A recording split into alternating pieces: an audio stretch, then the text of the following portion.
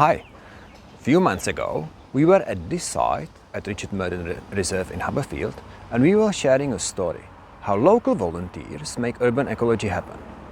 Fast forward few months, 2 months, we'll be down the road few hundred meters, and we will add to the story, how a local council is making urban ecology happen, but on a much bigger scale, in a slightly different environment, and in slightly different context.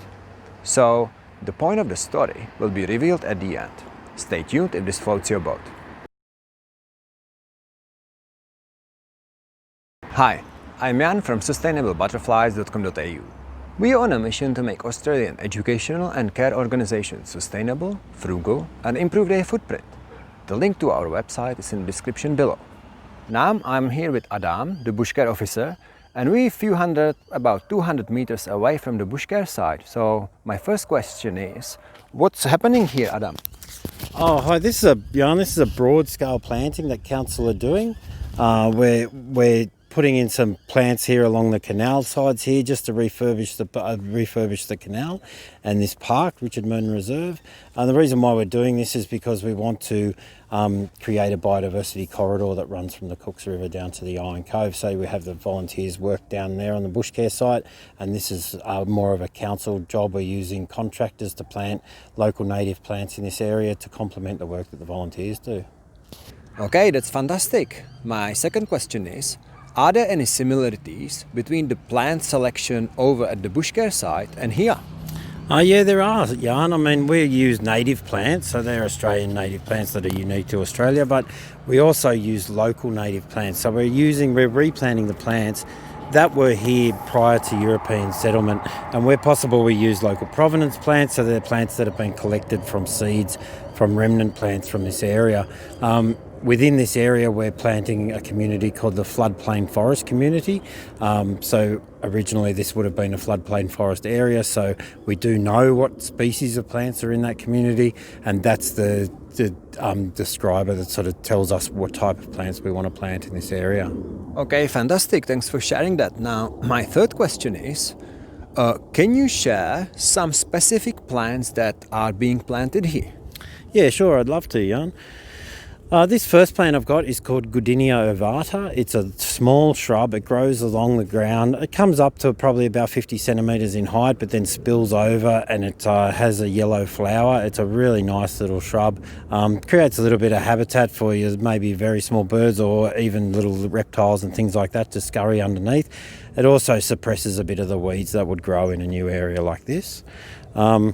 This Goodenia ovata we're planting in this bed that's here behind me. The other plant I'd like to mention here is called Scaevola calendulacea, and that is planted on the far side of the path close to the canal.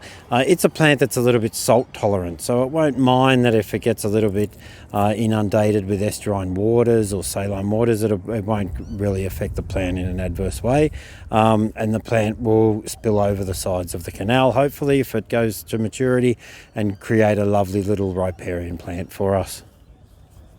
Fantastic. Now, we don't have to show them here, but are there any other types of plants that might look a little bit different here?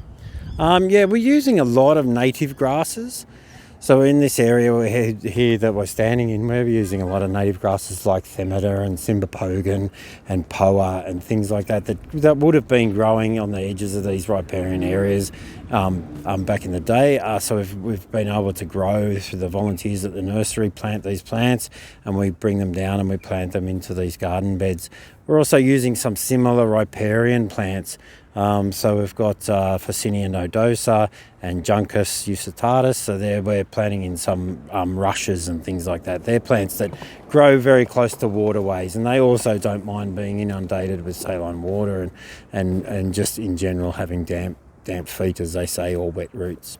Okay, fantastic. That's incredible, and thanks for sharing. My final question is, how many plants in total are you planting here, and specifically in these two narrow garden beds behind us? At this stage of the Greenway project, we are planting within Richard Murden Reserve Haberfield. We're planting just over 9,000 plants. Today, we're only doing closer to 3,000. It's a big day for us. It's been here since early this morning. And this bed I'm standing in is about 1,100 plants, another 1,100 on the far side of the path. And there's a few other little garden beds just out of sight there that we're just putting in a few other little plants today. We've broken the project into a few stages just to make it a bit more manageable. Alright, so what's the point of the story? Well, the point is this, and apologies, I had to voice over the sound again because the sound from the day wasn't very good. Anyway, the point is this. When it comes to improving our carbon footprint and tackling climate change, I often hear two opposites or kind of conflicting arguments. And one of them is this.